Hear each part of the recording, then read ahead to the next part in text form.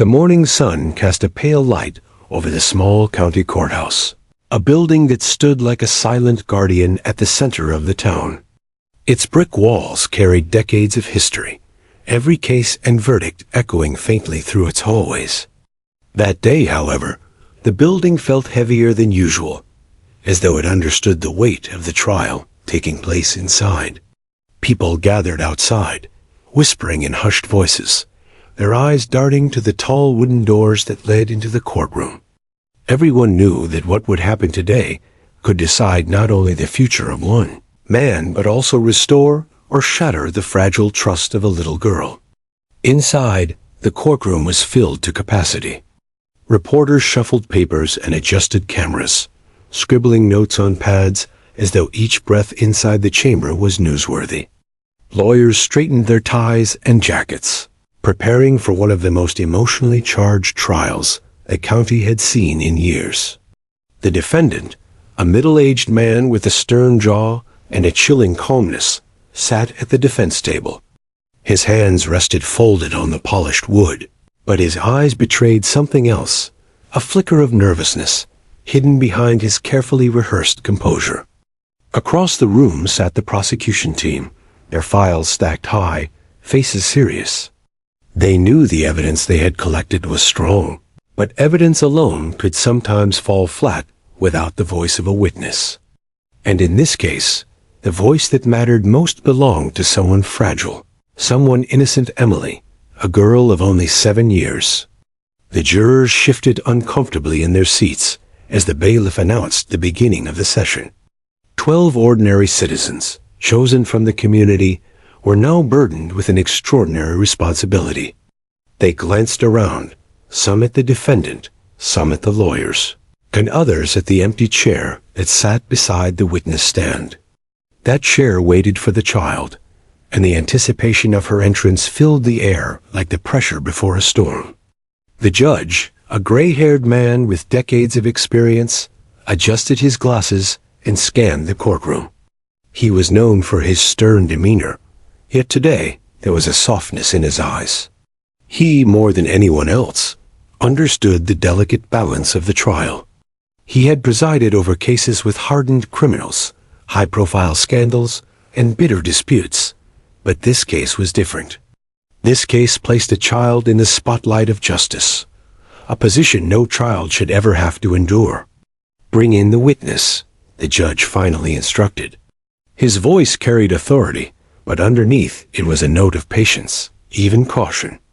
The heavy wooden doors creaked open, and the sound drew everyone's attention instantly. Silence swept through the room like a tide, washing away every cough, whisper, and shuffle. Emily appeared in the doorway, her tiny figure almost swallowed by the grandeur of the courtroom. She clutched her mother's hand tightly, her small knuckles pale with fear. The oversized dress she wore seemed chosen not for style, but for comfort, a shield of fabric that she hoped might hide her trembling body. Her mother bent down, whispering words of encouragement, but Emily's wide eyes revealed the storm of fear inside her. The moment she saw the rows of strangers staring, her pace slowed. Each step toward the witness stand felt heavier than the last. The defendant's eyes flicked toward her, and although his expression remained neutral, Emily immediately looked down, her shoulders curling in as if to make herself smaller. To her, the courtroom wasn't just a room, it was a battlefield, and she was walking directly into its center. The prosecutor, a woman with a kind but determined expression, offered Emily a gentle smile. "It's all right, sweetheart. Just take your time," she said softly, though the words carried only to those closest to her. The jury leaned forward, their expressions softening. Some were parents themselves, and the sight of a child so clearly terrified struck deep in their hearts. It was no longer an abstract case. This was real. This was a little girl whose life had been changed forever. Emily reached the witness stand and climbed up into the large chair with some effort. Her mother helped her, smoothing her hair and whispering again before being asked to step aside. The judge leaned forward slightly, his eyes kind. "Hello, Emily," he said in a gentler tone than he usually reserved for court proceedings. "You're very brave for being here today. We're all just going to listen to you. That's all." Emily nodded faintly, though her lips did not part. She folded her hands in her lap, her tiny shoulders stiff, her breathing shallow. The bailiff swore her in with the simplest version of the oath, asking her if she promised to tell the truth. Emily glanced at her mother, then at the judge, before whispering a timid yes. The prosecutor stepped forward, careful not to stand too close. "Emily, do you remember why you're here today?" she asked softly. Emily looked down at her hands and nodded, but no words followed. The prosecutor waited patiently, giving her space, but the silence stretched uncomfortably long. Reporters scribbled the word silent in their notes, glancing at each other with knowing looks. "Can you tell us what happened?" The prosecutor tried again, her voice calm. Emily's lips trembled, but no sound came. The room seemed to hold its breath. The jurors exchanged uneasy glances. The defense attorney leaned back in his chair, a small smirk tugging at the corner of his mouth. For him, the child's silence was as good as victory. The judge cleared his throat, sensing the pressure building on the little girl.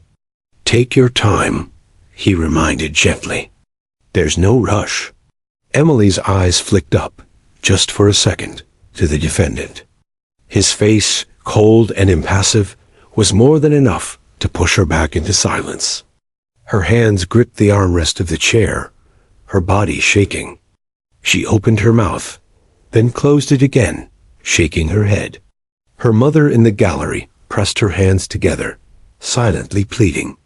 The prosecutor bit her lip, knowing that forcing the girl to speak could backfire. The room grew restless. Reporters scribbled frantically, jurors sighed quietly, and the atmosphere thickened with frustration. Justice seemed to be slipping away, not because the truth wasn't there, but because fear had locked it behind a child's silence. The judge leaned back in his chair, his eyes thoughtful. He tapped his pen on the desk lightly, weighing an unusual option. He had seen something similar once, in another case years ago, and though it had seemed unconventional at the time, it had worked. The memory came back to him with surprising clarity. After a moment, he leaned forward again, his voice steady, but carrying a touch of warmth. "I believe we may need some assistance," he said, glancing toward the bailiff. The bailiff, confused at first, then nodded as the judge whispered a quiet instruction. Moments later, the side door of the courtroom opened, and the sound of paws on the polished wooden floor echoed through the silence. Heads turned, whispers rippled through the crowd, and Emily's eyes widened in surprise. It was Max, the golden retriever police dog. He padded into the courtroom with calm confidence, his golden coat shining under the lights, his eyes kind and steady. He wasn't just any police dog. Max was specially trained to provide comfort to victims, especially children. Gasps spread through the room, some people smiling despite the gravity of the trial. Emily sat up a little straighter, her eyes fixed on Max. For the first time since entering the courtroom, her lips curved into the smallest tentative smile. The judge spoke gently. "Emily, would you like Max to sit with you?" She nodded quickly, almost desperately. The bailiff led Max to the witness stand, and the golden retriever hopped up gracefully, sitting at Emily's side. He placed his head gently in her lap, as if he understood her fear. The change was instant. Emily's stiff shoulders relaxed, her breathing steadied, and her tiny hand stroked Max's fur. The courtroom, moments ago heavy with silence and fear, now watched in awe. Something was happening, something no one in that room had expected. And for the first time that day, hope filled the air. The courtroom had fallen into a strange kind of stillness. Everyone's eyes were drawn to the little girl perched in the witness chair, with the golden retriever by her side. Emily's small hand remained buried in Max's fur, her fingers twisting gently through the soft strands. For the first time since she had walked in, she wasn't shaking quite so violently. Yet the silence still clung to her lips. The prosecutor, Miss Thompson, crouched slightly so she could speak to Emily at eye level without appearing intimidating. Her voice was soft, almost a whisper compared to the echoes of shuffling papers and creaking benches. "Emily," she began gently, "do you feel a little better now with Max here?" The girl nodded faintly. Her eyes stayed down, watching her own fingers tangle in the dog's fur. "That's good," Miss Thompson encouraged, giving a small smile. "Max is here to help you. He's your friend today. He'll stay right beside you the whole time." Emily gave another small nod, but she still hadn't spoken. Across the room, the defense attorney sat back in his chair with folded arms, his lips twitching with impatience. He knew every second of silence benefited his client. The jury was human. They could only wait so long before doubt would creep in. If Emily never spoke, the case could collapse under the weight of her silence. The judge observed carefully, resisting the urge to intervene. He knew children needed space. He also knew the delicate balance: push her too hard, and she might retreat completely. Give her time, and she might open. "Emily," Miss Thompson tried again, "do you remember why you came here today?" The child's shoulders stiffened. Her lips trembled as though a word was trying to escape, but none came. Her eyes darted to the defendant for just a second, and then quickly away. The moment was brief, but everyone noticed.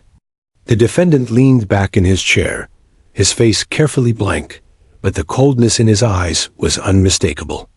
That look was enough to make Emily freeze again. She tucked her chin low, curling herself inward as though she could disappear into Max's fur. Her mother, sitting only a few feet away in the gallery, clasped her hands tightly, her eyes wet with tears she refused to let fall. She wanted nothing more than to scoop her daughter into her arms, but she knew this was Emily's moment.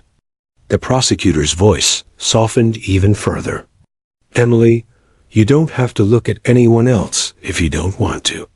You can just look at Max, or at me, or even at your mom. Okay?" Emily hesitated, then nodded slightly.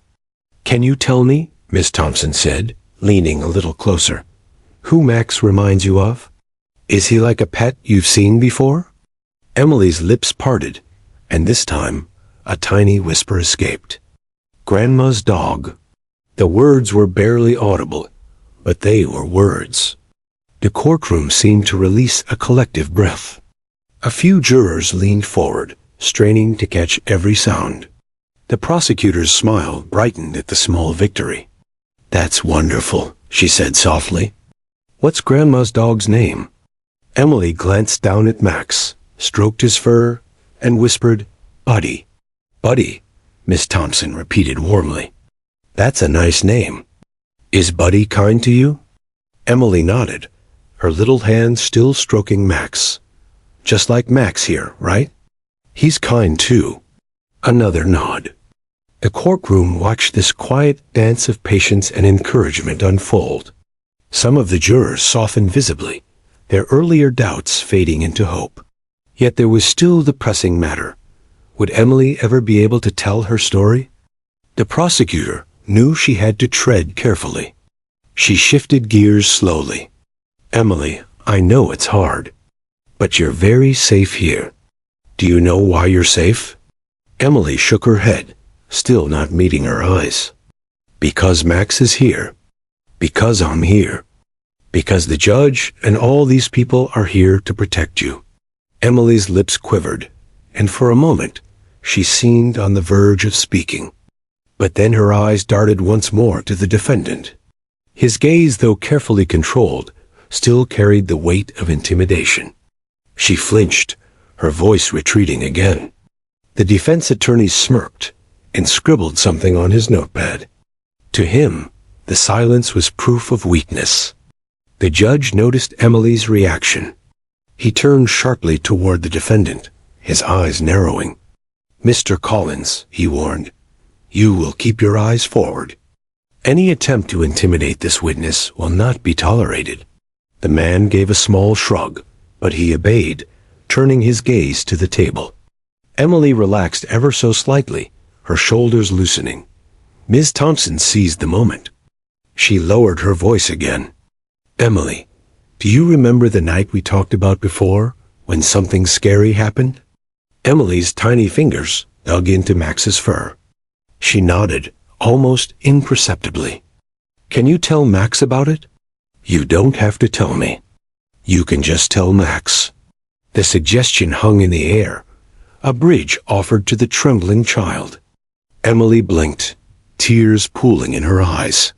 She looked at Max, who tilted his head and stared back at her with calm, patient eyes. He didn't flinch. He didn't judge. He simply waited, breathing steady, a living wall between her and her fear. Emily leaned closer to the golden retriever, her voice a trembling whisper, almost as though she were telling him a bedtime secret. "I was in my room. It was dark." The handler, sitting nearby, repeated her words aloud so the record could capture them. A ripple of reaction moved through the courtroom. For the first time, Emily's voice had crossed the invisible wall. Encouraged, Miss Thompson nodded gently. "That's good, Emily. You're doing so well. You can keep talking to Max. He's listening." Emily sniffled, her tiny hand never leaving Max's fur. Her voice wavered, but grew steadier. "I heard the door. It slammed. Mommy screamed. I got scared." Each word was echoed by the handler, and each word landed heavy in the courtroom. Jurors wiped at their eyes. Reporters scribbled furiously. Even the judge sat straighter, his expression tightening. The defense attorney shifted uncomfortably, suddenly less smug. His client fidgeted at the table, his composure beginning to crack under the weight of a child's whispered truth. Emily continued, still speaking only to Max. He was there. He was loud. He grabbed Mommy. Her voice broke, and tears spilled down her cheeks. Max leaned gently into her, and she pressed her face into his fur. The handler's voice repeated the words, and the courtroom fell into a stunned silence. The prosecutor didn't push further. She knew this was already more than they had hoped for today. She glanced at the jury, noting the emotion etched across their faces. She looked at the judge, who gave the slightest nod. They all understood. Emily stayed curled against Max, her tears soaking into his golden coat. The dog didn't move, didn't flinch, just stayed still, his quiet strength wrapping around her like a shield. And in that moment, the courtroom realized that justice had found an unexpected ally. The courtroom buzzed softly after Emily's fragile words. Though she had spoken only to Max, the effect was undeniable. The handler's steady repetition had carried her whispers into the official record, and now every juror, lawyer, and spectator knew that the little girl was capable of giving her testimony, but only through her golden-furred guardian. The judge adjusted his glasses and leaned forward, his voice calm but commanding. "Let it be noted for the record that the witness may continue her testimony with the assistance of the certified therapy K9. Max, the court recognizes his role in providing emotional support to the child witness." A murmur rippled through the courtroom. Some reporters scribbled excitedly, their headlines already forming in their minds. "Child witness speaks through police dog." Others shook their heads in disbelief, wondering if such an unconventional method could hold weight in a trial of this magnitude. The defense attorney stood abruptly, smoothing his jacket with exaggerated irritation. "Your Honor," he said, his tone edged with disdain, "this is highly irregular. A courtroom is not a petting zoo. Allowing a child to testify through a dog, well, it risks turning this trial into a spectacle rather than a fair proceeding." The judge's eyes narrowed. "Counselor, are you suggesting that the comfort of a child is less important than your convenience?" His tone was sharp, his patience wearing thin. The attorney hesitated, realizing his protest had struck the wrong chord with the jury, who now glared at him with quiet disapproval. "I'm merely stating," he backtracked quickly, "that the jury might be unduly swayed by sentiment rather than fact." "Facts are what we seek," the judge replied firmly. "And if this child can only communicate those facts with the aid of Max, then so be it." The motion to exclude the dog is denied. The defense attorney sank back into his chair, his face flushing red with frustration. Meanwhile, Emily remained oblivious to the legal sparring around her. She had buried her face in Max's fur, whispering tiny words of comfort to herself. To her, Max wasn't a legal tool or a court-certified therapy dog. He was simply a friend, one who didn't demand eye contact, one who didn't pressure her, one who didn't remind her of the man at the defense table. The prosecutor, sensing the shift, approached again. Her voice was calm, careful, like someone handling fragile glass. "Emily," she said softly, "can you tell Max what happened after you heard your mommy scream?" Emily blinked, her small hand tightening on Max's collar. She looked at the dog's steady eyes, so full of patience, and took a shuddering breath. He came in my room," she whispered, barely audible. The handler repeated, "He came into her room." Gasps echoed quietly from the gallery. A few jurors shifted uncomfortably, their expressions tightening. Emily continued, her voice still directed only to Max. "He grabbed me. I cried. Mommy yelled, but he—" Her words broke off into a sob. She pressed her face harder against Max's neck. The dog remained steady, his body warm against hers, his presence like an anchor in a storm. He didn't move, didn't react, just stayed. The handler repeated her words again, his voice cracking slightly under the weight of them. The prosecutor took a slow step closer, but not too close. "You're very brave, Emily," she whispered. "You're doing so well. Max is listening. We're all listening. Can you tell Max who came into your room?" Emily's small hand gripped Max's fur tighter. For a long moment, she didn't speak. The silence stretched, heavy with anticipation. The jurors leaned forward, breaths held. Even the defendant, who had been shifting restlessly, froze in his seat. Finally, Emily's trembling lips formed the words. It was him. She lifted her tiny hand and pointed shakily toward the defense table. Her eyes never left Max, but her finger pointed like an arrow straight at the man sitting there. The handler repeated firmly.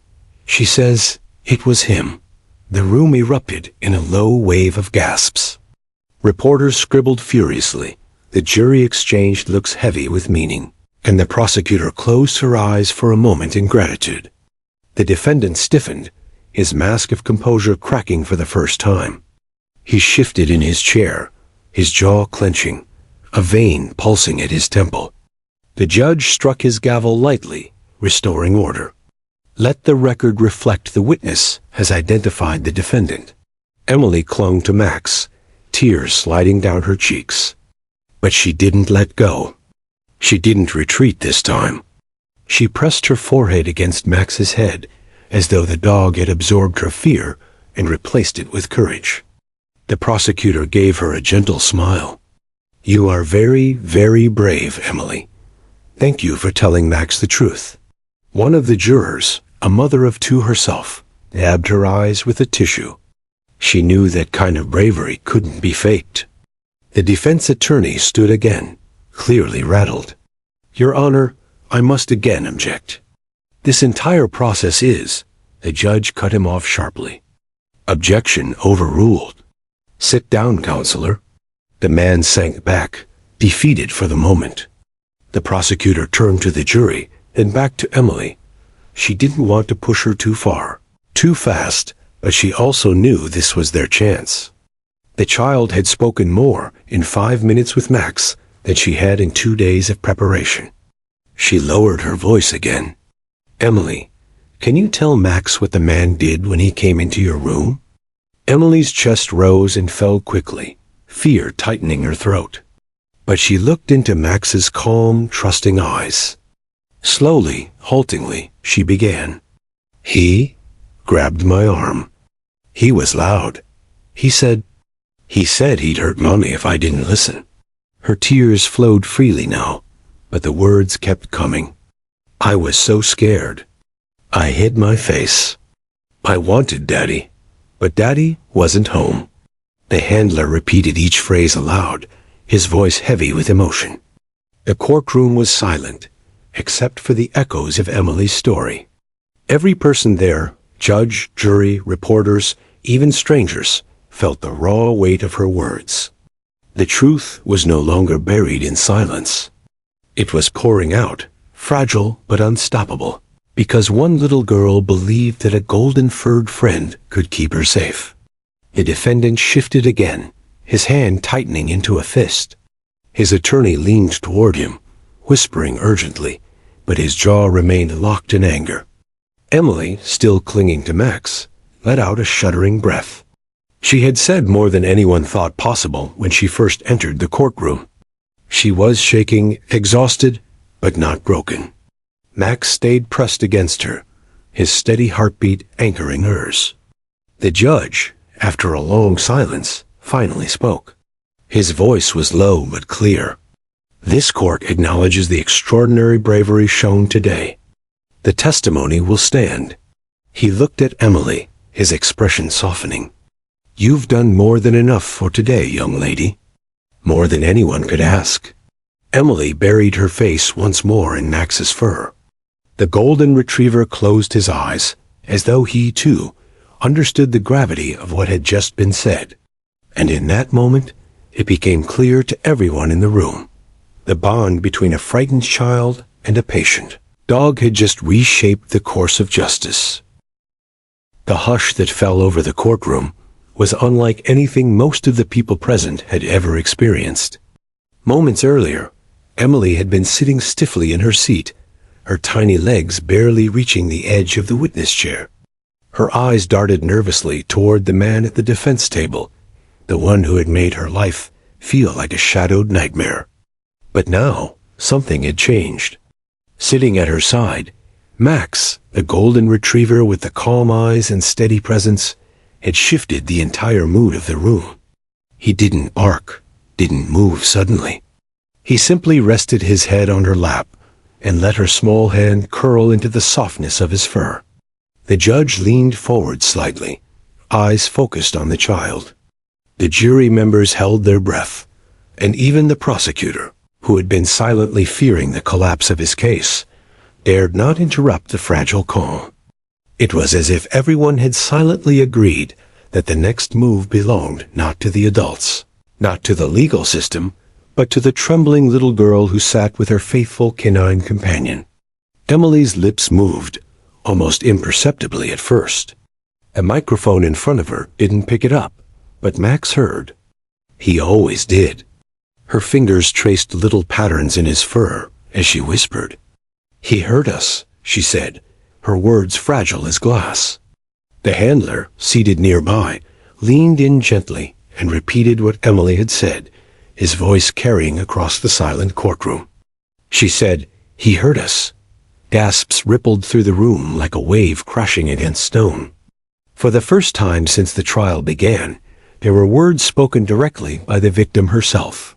Not rehearsed words fed to her by lawyers, not hesitant nods or head shakes, but a statement, a declaration. And though it was whispered to a dog, it was more powerful than anything the prosecutor could have written in his notes. The judge tapped his pen softly on the bench, not in irritation, but in a subtle rhythm of relief. He knew this was unusual, allowing a child to testify in such a way, but he also knew that justice wasn't about following a script. Justice was about truth, and sometimes truth needed an unexpected path to emerge. The defendant, who until now had sat in smug silence, suddenly shifted in his chair. His attorney leaned closer to whisper something, but his eyes betrayed the slightest flicker of discomfort. Emily had not yet spoken his name, but the mere weight of her words had broken through his confident facade. "Emily," the prosecutor said softly, careful not to disrupt the fragile courage building in her heart. "Would you like to tell Max more about what happened?" Emily didn't look at the prosecutor. She didn't look at the judge or the jury. Instead, she turned her entire small body toward Max, lowering her face closer to his ear, as though she were sharing a secret. Her voice, still soft but steadier this time, trembled less as she spoke. There was shouting. "I was so scared." Mommy cried. He came inside." Her breath hitched. Max shifted slightly, pressing closer against her, offering the silent support only a dog could. The handler again repeated her words for the court record. Each sentence hit the room like a hammer on an anvil. The jurors leaned forward, some of them wiping their eyes already. Even the court reporters' hands trembled slightly as they tried to keep up with the unexpected pace of this testimony. The prosecutor nodded slowly. "You're doing so well, Emily," he said gently, though it was clear his words weren't meant to coax, but to reassure. "Can you keep telling Max what happened next?" Emily swallowed hard, still stroking Max's fur. "We hid. But he found us." The repetition of her words echoed across the courtroom, each syllable dripping with the weight of fear, memory, and innocence lost. The defense attorney rose slightly, perhaps ready to object, but the judge shot him a look so firm that he sank back down immediately. Even the law, with all its rules and procedures, knew there was something sacred happening in that moment, something no objection could interrupt. Minutes stretched like hours as Emily continued, always to Max, never to the adults in the room. She painted a picture not with grand gestures or eloquent words, but with the plain, honest sentences of a child. Every word repeated by the handler struck the courtroom with more force than any carefully crafted testimony could. At one point, her voice broke. "He said not to tell anyone." Her hand trembled as she clutched at Max's fur. The dog remained still, steady, and present, his large brown eyes never leaving hers. It was as if he carried the weight of her fear, so she wouldn't have to. The judge cleared his throat, trying to mask the emotion swelling in his chest. "Emily," he said softly, "you're very brave. You just keep telling Max. We are all listening." And indeed, everyone was listening. The jurors leaned in closer. The gallery was silent, and even the bailiff by the door stood straighter, his normally stoic face softened with empathy. Emily's words grew stronger, firmer, as though the act of telling Max was giving her strength she didn't know she had. "He hurt Mommy. He hurt me too." The handler repeated it, and the prosecutor quickly glanced at the jury. Their expressions told him everything this testimony was cutting through their hearts, binding them to the truth in a way no cross-examination could undo. For the first time, Emily's eyes lifted. She didn't meet the gaze of the defendant directly, but her glance flickered in his direction before darting back to Max. Her little body shuddered, but her voice grew steadier. "That's him," she whispered, almost inaudibly. The handler repeated it, and this time the silence that followed was thunderous. A child had just identified the man who haunted her nightmares, not to the court, not to the lawyers, but to a golden retriever who gave her courage. And in that simplicity lay an undeniable truth. The defendant shifted again, his face paling slightly. His attorney scribbled notes furiously, but the damage was done. In that single quiet moment, the case had turned. Emily leaned closer to Max, burying her face in his neck for comfort. The judge gave a small nod toward the prosecutor, signaling that was enough for now. They couldn't risk pushing her too far. "You've done something very important today, Emily," the judge said warmly, breaking the silence at last. "You've helped us all understand. And you've been very, very brave." Emily didn't respond to the judge. She only clutched Max tighter, whispering words that only the dog could hear. But the courtroom knew enough. The words that had been spoken had already shaken the foundation of the case. The jury sat back, faces solemn and tear-stained. The prosecutor exhaled quietly, relief mingling with admiration. Even the audience in the gallery, strangers to Emily, felt protective of her. For the first time in the trial, hope seemed tangible. Justice had found its voice, not through grand speeches, but through the whispers of a child and the steady heartbeat of a loyal police dog. And though the trial was far from over, everyone in that courtroom knew one thing: nothing would ever be the same after Emily's first words. The tension in the courtroom had reached a level that seemed almost unbearable. Every breath felt suspended in the heavy air, and yet no one dared move. The jurors sat still, eyes fixed on the little girl in the witness chair. Emily's tiny hands stayed buried in Max's golden fur, her fingers trembling, but steady enough to remind everyone of her courage. She had whispered her first truths, and they had landed like thunder. But now came the part no one could predict. Would she keep speaking, or would the fragile bravery she had built collapse under the crushing weight of fear? Emily's chest rose and fell unevenly. She pressed her face closer to Max, drawing strength from his warmth. Her voice was still small, yet there was something different about it, now an ember of determination that hadn't been there before. There was a crash, she whispered to Max. The handler leaned in, repeating the words clearly for the court record. She said, "There was a crash." The prosecutor nodded, encouraging her without saying her name again, careful not to break the spell that bound her to the dog. Emily continued. "It was loud. The window broke. Mommy screamed." Her voice cracked on the last word. She buried her face in Max's fur, but her words still reached the handler, who repeated them aloud. The jurors shifted uncomfortably, visibly shaken. Several of them had children of their own, and it was impossible not to imagine their little ones in that same terrifying situation. The prosecutor lowered his voice. "Emily, you're doing so well. Can you tell Max what happened after the window broke?" Emily's lips quivered. For a moment, it seemed she might stop, her strength giving way. But Max leaned into her lap, his big, warm body grounding her. She stroked his ears and whispered again. He came in. He yelled at Mommy. He pushed her down.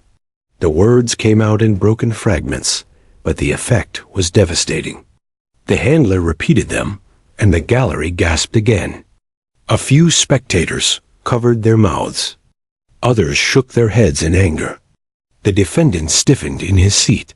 His lawyer reached out, placing a hand on his arm to calm him, but even he knew there was no undoing the damage. This wasn't just evidence. It was living, breathing truth, spoken through the innocence of a child. Emily sniffled, tears streaking her cheeks. I tried to hide. The handler echoed her. Her shoulders shook, but Max licked her hand gently, and she took a shuddering breath. But he found me. The handler's repetition this time was slower, heavier. Each word landed in the courtroom like a hammer striking stone.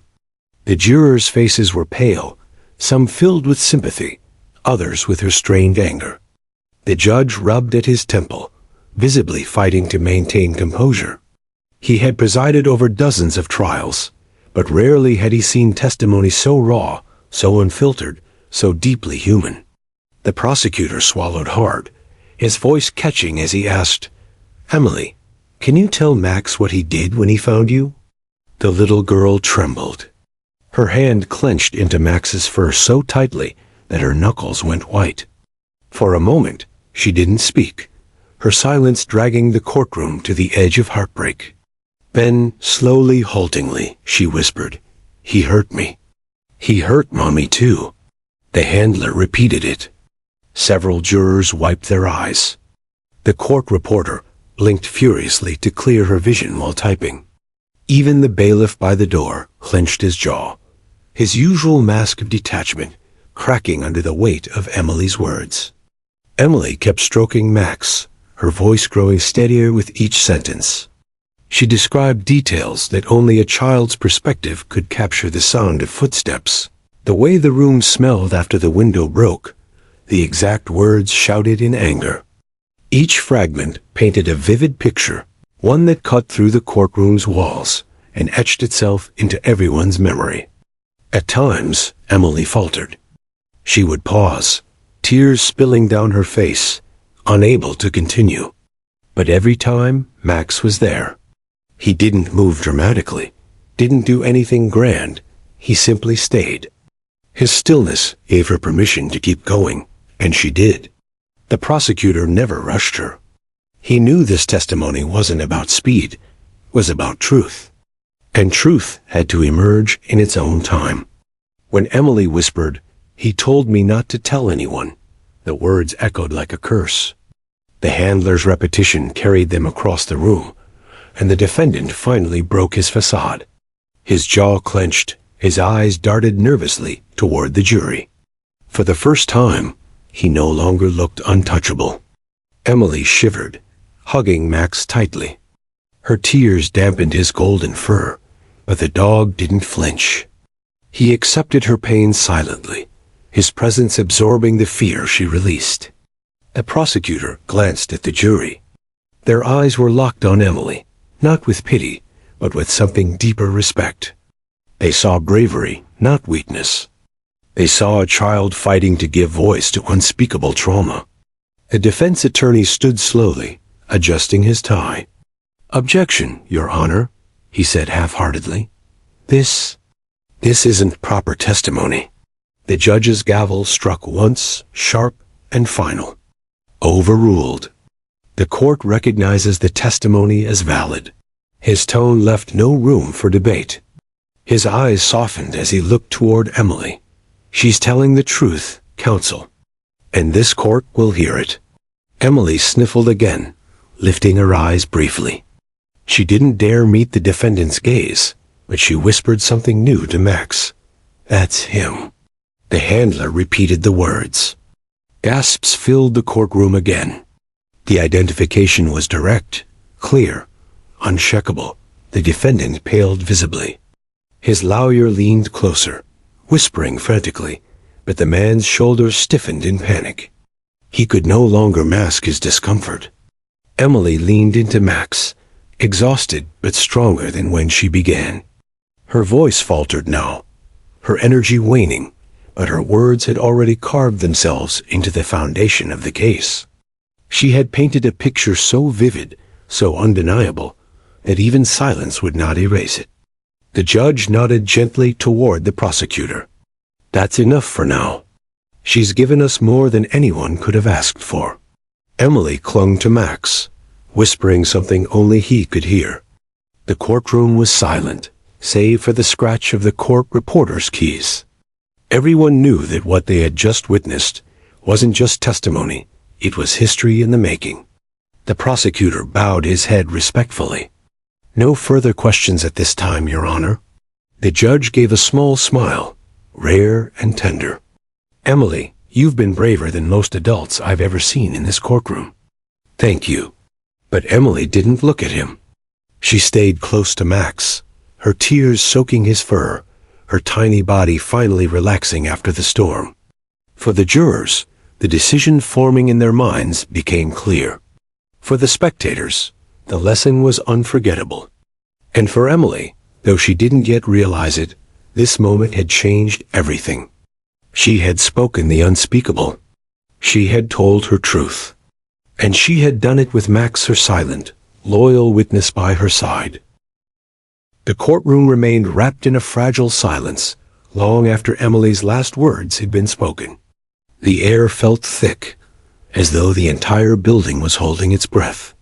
Emily leaned against Max, her small face buried in his fur, while the golden retriever's calm presence grounded her like a lighthouse in a storm. She had said more than anyone had dared hope for, but no one could have predicted the way she would finally turn the tide. The prosecutor hesitated before speaking again, his eyes shifting briefly to the judge for guidance.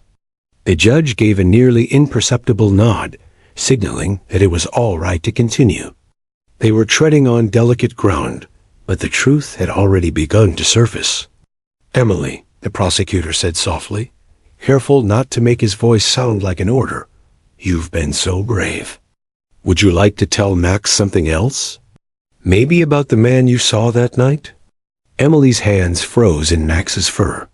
For a moment, it seemed the question had been too much.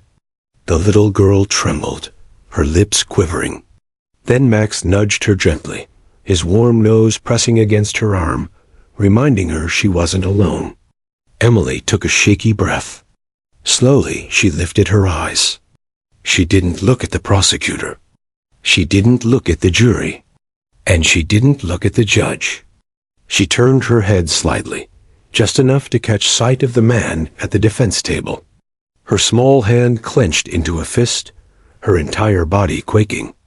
"That's him," she whispered to Max. The handler repeated her words. She said, "That's him." The impact was instantaneous. Gasps rippled through the courtroom like an earthquake. The defendant's face turned pale, his once confident posture crumbling. His attorney leaned in, whispering urgently, but the man's eyes darted nervously, betraying his fear. The jurors leaned forward, their expressions hardening, as if the final piece of the puzzle had just clicked into place. The prosecutor nodded gravely. "Emily, are you sure?" She didn't answer him. She pressed her face back into Max's fur, whispering again, but loud enough for the handler to hear. "He's the one." The handler echoed the words. It was done. Her testimony had cut sharper than any lawyer's argument. It wasn't rehearsed. It wasn't polished. It was raw, honest, and uncheckable. From the mouth of a child came the words that no jury could ignore. The defense attorney rose suddenly, his voice louder than it should have been. "Objection, Your Honor. This method of testimony is highly irregular. The child is speaking to a dog. For heaven's sake, not the court. How can we rely on—" "Sit down," the judge interrupted firmly, slamming his gavel once. The sound reverberated through the chamber. "This court recognizes the validity of her testimony. The child is communicating in the manner she feels safest, and the record reflects her words clearly." Objection overruled. The defense attorney bristled, but sat down, his face flushed with frustration. His client shot him a furious glance, but the damage was irreparable. Emily didn't seem to notice the outburst. She kept stroking Max's fur, her small body trembling but steadier than it had been minutes earlier. Her whisper had done what countless legal documents and arguments had failed to do. It pierced through the doubt. The prosecutor straightened, sensing the shift. He didn't need to press further. Emily had given the court everything they needed. Instead, he simply bowed his head toward her. "Thank you, Emily. You've been very, very brave." The judge leaned forward, his voice warm but firm. "Young lady, you may not realize this, but your courage today will help a lot of people. Not just yourself and your family, but many others too." Emily didn't respond. She didn't need to. She had Max, and that was enough. The judge turned his attention to the jury. "We will take a short recess before cross-examination." The bailiff stepped forward, escorting Emily and her mother out of the courtroom. Max padded faithfully beside her, his head held high as if he, too, knew the importance of what had just happened. When the doors closed behind them, the room seemed to exhale collectively. Murmurs spread through the gallery, though none dared speak too loudly. The jurors whispered to one another, some nodding grimly, others wiping at their eyes. The prosecutor sat heavily at his table, finally allowing himself a moment to breathe. His notes sat untouched before him. He no longer needed them. Emily's words had said it all. On the opposite side, the defense attorney rubbed his temples, whispering furiously to his client. The defendant's hands twitched on the table, his mask of arrogance slipping. For the first time, he looked like what he was, a man cornered by the truth. When the recess ended, and the court reconvened, the atmosphere was different. The jurors returned to their seats with renewed purpose. The gallery leaned forward, sensing the trial had entered its defining moment. The defense attorney stood, adjusting his tie with a forced calm. "Your Honor, the defense would like the opportunity to cross-examine the witness." The judge raised a brow. "You will have that opportunity. But be advised, you will maintain respect for the child and the process, or I will end the questioning immediately. Do I make myself clear?" "Yes, Your Honor," the attorney said tightly. Emily returned to the stand, Max at her side once more. She looked tired, her eyes red from crying, but she held Max's leash firmly, her fingers wrapped tightly around it. The little girl who had walked in fearful and silent now looked steadier, strengthened by the bond with her four-legged companion. The defense attorney approached slowly, attempting to soften his tone. "Hello, Emily," he said, forcing a smile. "I just want to ask you a few questions. Is that okay?" Emily didn't answer. She kept her eyes on Max. The attorney sighed inwardly. "Emily, sometimes when we remember things, they don't always come out right. Isn't it possible that you were scared and maybe confused about who you saw that night?" Emily's hand clenched tighter on Max's fur. She whispered, "No." The handler repeated it firmly. The defense attorney pressed on. "But Emily, you said it was dark. Are you sure it wasn't just someone else who frightened you? Maybe you thought it was him, but it could have been another man." Emily turned her head slightly, her voice stronger this time. "It was him." The handler echoed her words. The defense attorney faltered. He tried again. "Children sometimes imagine things. Maybe you dreamed it?" Emily's tiny shoulders stiffened. "I didn't dream it. He was there. He heard us." Her words, repeated aloud, echoed through the chamber once more. The attorney swallowed, his face paling. The jurors' eyes bore into him with disapproval. He knew pushing further would only make things worse, but desperation drove him. "Emily, did anyone tell you what to say today? Did your mother or the prosecutor tell you to say those things?" Emily's voice cracked, but she didn't look at him. She whispered to Max, "No one told me. I remember." The handler repeated the words, his tone resolute. That was it. The defense attorney backed away, defeated. His attempt to shake the testimony had only reinforced its strength. The judge's gavel struck once. "That concludes cross-examination. The witness is excused." Emily slid off the chair, Max rising beside her.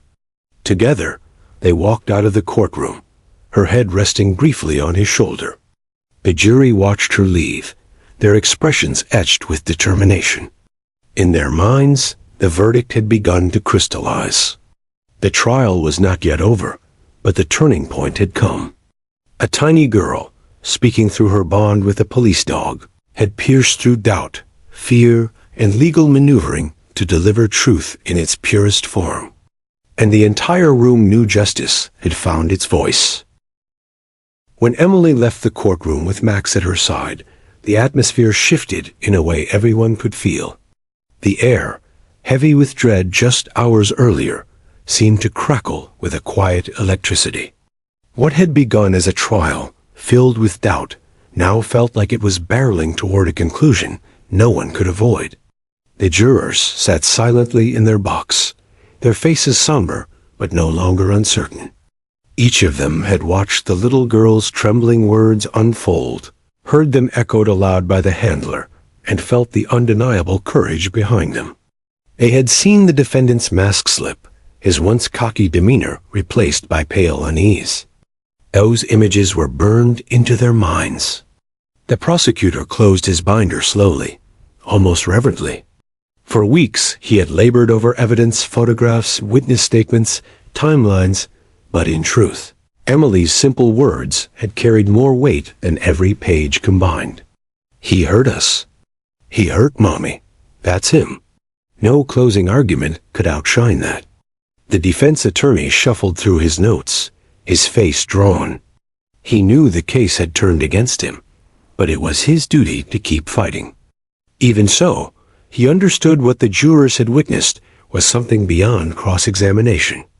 The bond between Emily and Max had been unbreakable, and the truth had flowed through it like a current. The closing arguments begin. The judge gavelled the room to order. Ladies and gentlemen, we will now proceed to closing arguments. The prosecutor stood, walking deliberately to face the jury. His voice was calm, not fiery, as though he knew he didn't need theatrics. You have heard testimony. You have seen evidence. But most importantly, you have heard the truth spoken by the one person who lived it, who endured it, and who had every reason to be afraid to share it. Yet she did. He paused, letting his words hang in the air. She's only 7 years old. 7. And yet she showed a courage in this courtroom that many adults would struggle to find. She told her story the only way she could, with the help of Max, a police dog trained to comfort victims. And through that bond, she found her voice. You saw her point at the defendant. You heard her say it was him. She was not coached. She was not rehearsed. She was honest. And that honesty cannot be ignored. He leaned slightly toward the jury, his tone firm but almost pleading. Ladies and gentlemen, justice isn't about perfect words or polished testimony. It's about truth. And today, the truth was laid bare in front of us all. Do not let fear silence that child again. Hold the man who hurt her accountable. He stepped back, his voice softening. We ask you to find the defendant guilty. The room was silent as he returned to his seat. The defense attorney rose next, his movements stiff. He adjusted his tie, his hands betraying a nervous tremor. Ladies and gentlemen, he began, forcing steadiness into his tone. This has been an emotional trial. You've witnessed the heartfelt words of a little girl, and we cannot deny how moving her testimony was. But emotion is not evidence. Sympathy is not proof. He glanced briefly at the defendant, then back to the jury. Children are impressionable. They can be confused, misled, even unintentionally influenced by adults around them. I do not claim that Emily lied, but I asked you to consider, was what she remembered truly clear? She spoke to a dog, not to this court. Could she have been mistaken? Was it dark that night? Could fear have shaped her memory? He paced slowly, but the jurors' faces remained unmoved. Our system demands proof beyond a reasonable doubt. And while Emily's words are touching is not enough to send a man to prison. He stopped, his voice tightening. I urge you to look past the emotion, past the sympathy, and focus only on the facts. With that, he sat down quickly, his shoulders slumping. Even he seemed to know his words had not struck deep. The jury deliberates. The judge gave final instructions to the jury. You are to deliberate carefully, without bias, and return with a verdict when you are ready. The jurors filed out of the room, the door closing behind them with a heavy thud. The courtroom exhaled. Spectators began to whisper. Some reporters scribbled furiously, knowing history was unfolding before them.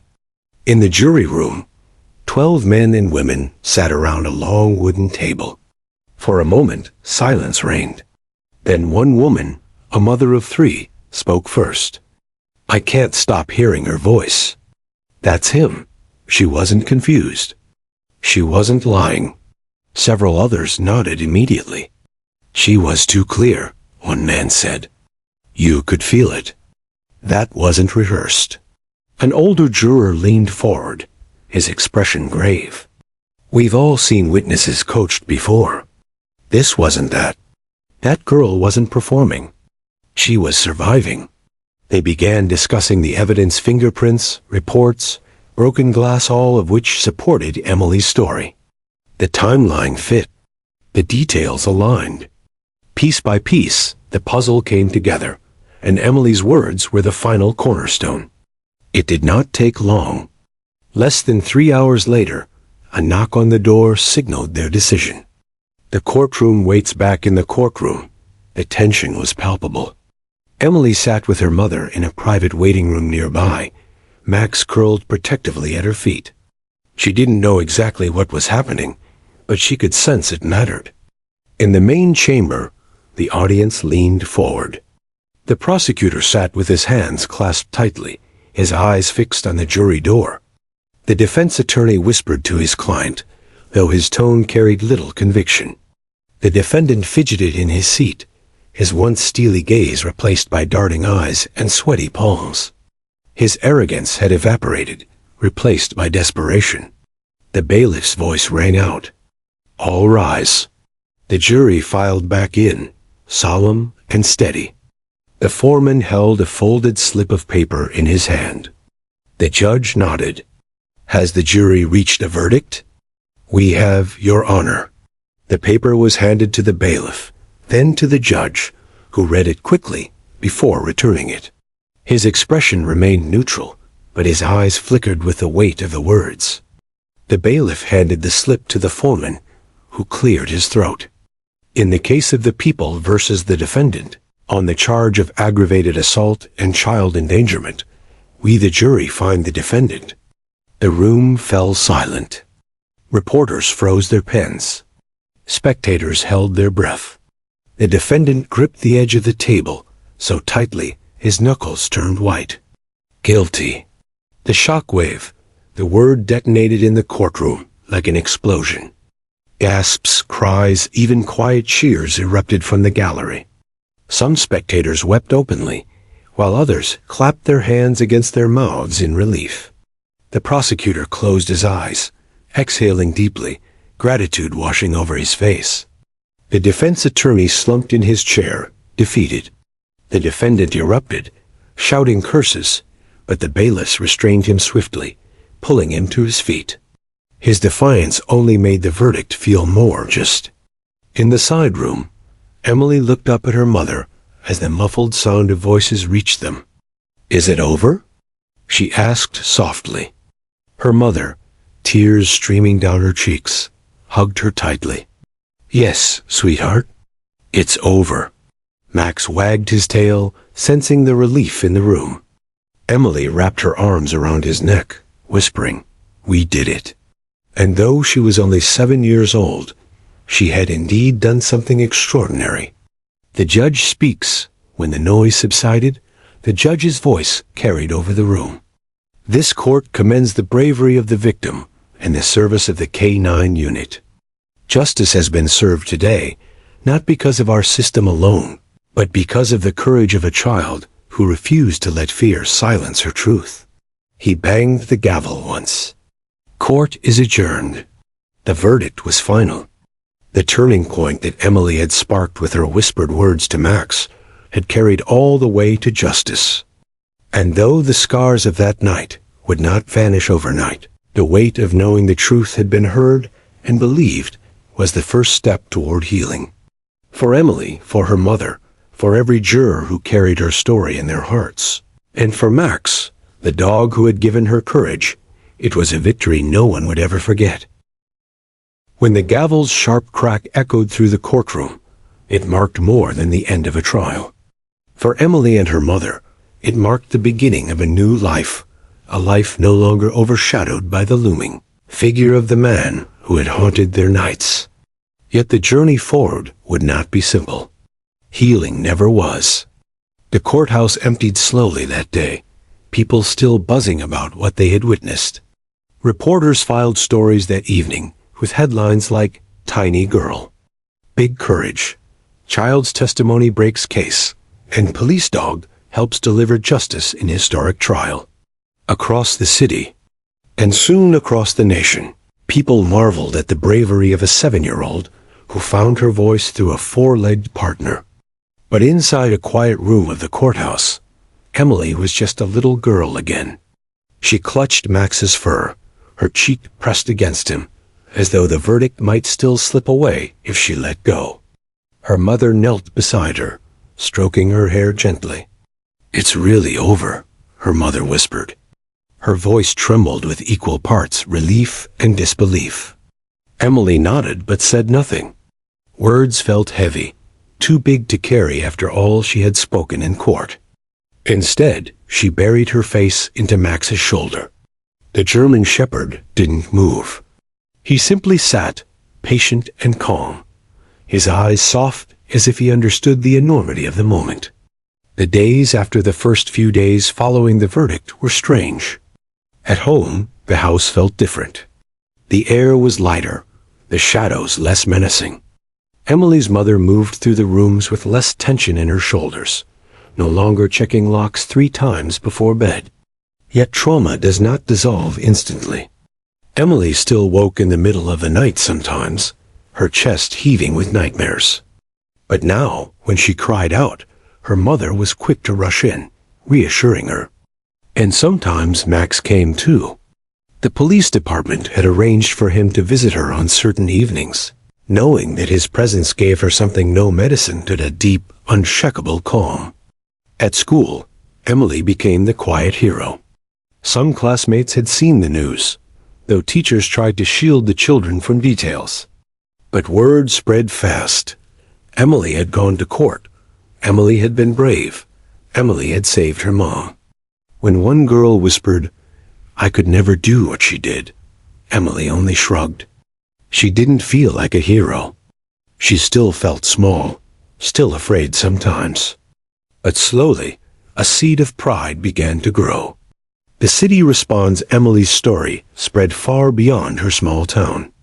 News stations replayed clips from the courtroom, carefully edited to protect her identity, focusing on the sight of the little girl leaning down to whisper to a police dog before answering the prosecutor's questions. Experts called it a landmark moment in how courts could adapt to protect child victims. Police departments across the state began asking questions. Could K-9 units be trained not only for sniffing drugs or chasing suspects, but also for comfort? Could dogs like Max become regular figures in courtrooms, helping vulnerable witnesses find their voices? Within weeks, Emily's trial sparked the launch of new initiatives. A handful of states even proposed legislation to allow certified therapy or police dogs in courtrooms when children were called to testify. Advocacy groups hailed it as progress. Judges debated it. And through it all, Emily's name was never made public, but her story was. She had become a symbol of courage, even if she didn't realize it. Emily and Max months later, Emily and her mother were invited to a small ceremony at the police station. The chief shook Emily's hand with great solemnity, calling her the bravest little girl I've ever met. He bent down so their eyes met. "Do you know how many lives you've changed?" Emily only smiled shyly and looked at Max. The dog's handler stepped forward, letting Emily kneel beside him. Max licked her hand, tail wagging. "He's been asking about you," the handler teased, though everyone knew Max's loyalty was unquestionable. Emily hugged the dog tightly. "I missed you," she whispered. The handler smiled. "He'll always remember you. And whenever you need him, we'll make sure he's there." For Emily, those words meant the world. In her young heart, Max wasn't just a police dog. He was the friend who had stood beside her when she faced her darkest fear. The ripple effect, the trial had ended, but its impact continued to ripple outward. Letters began arriving at the district attorney's office, some from parents of children who had been through similar ordeals, others from survivors who wished they'd had the same support. One letter read, "Because of Emily, my daughter finally told her teacher what happened to her. She said if a little girl in court could be brave, maybe she could too." Another, "Please thank the family for sharing their story. It gave me strength after years of silence." Emily's mother was moved to tears by the outpouring of support. She kept the letters in a box, telling Emily one day she could read them all, when she was older and ready to understand the full weight of what she had done. The quiet healing at home, life slowly stitched itself back together. Emily began drawing again, filling her sketchbook with colorful pictures. Some were of her and her mother at the park, smiling under the sun. Many were of Max, always drawn with a big wagging tail, always standing tall and strong beside her. One evening, while coloring at the kitchen table, Emily looked up and said, "Mom, do you think Max knows he saved us?" Her mother paused, setting down her mug of tea. She smiled softly. "I think he knows. But I also think he'd say you saved yourself. You were the one who spoke up, Emily. You were the one who was brave." Emily thought about that for a long moment, then returned to her drawing. She drew herself holding Max's leash, both of them walking forward together. The world takes note. Months later, Emily's story was quietly honored at a national conference on child advocacy. Experts and policymakers spoke about her courage without revealing her identity. They used her case as an example of why the justice system needed to adapt, not just for adults, but for children who carried truths too heavy for their small shoulders. A prominent judge declared, "If we truly wish to protect the innocent, we must meet them where they are, not demand they meet us where we are." Emily's testimony, with Max by her side, showed us what is possible when compassion leads. The applause that followed was thunderous. A future of hope. Years later, Emily would grow up and piece together more fully what had happened during that time of her life. She would understand the depth of her courage and how unusual it was for someone so young. But in the immediate aftermath, all she knew was that she was safe, her mother was safe, and the man who had hurt them was gone. She knew Max had given her something precious, the ability to be heard. And though Emily would continue to heal with time, one thing remained constant. Whenever she thought of that courtroom, she didn't remember the cold stares of strangers or the towering figure of the judge. She remembered a warm, steady dog sitting beside her, and the way his presence made her feel like she wasn't alone. Epilogue: the story of Emily and Max became more than just a courtroom drama. It became a testament to resilience, to the ways justice can bend toward compassion without losing its strength. In the years that followed, many more children would testify with therapy dogs by their sides. Many more victims would find courage through that example. And though Emily's name remained hidden to protect her, her story carried on in every courtroom where a frightened child found their voice because of a four-legged friend. For Emily, life was never the same again. But as she grew, she came to see that her courage had not only freed her and her mother, it had freed countless others. And so, the little girl who once whispered to a police dog in court became a quiet legend, proof that even the smallest voices could carry the greatest truths.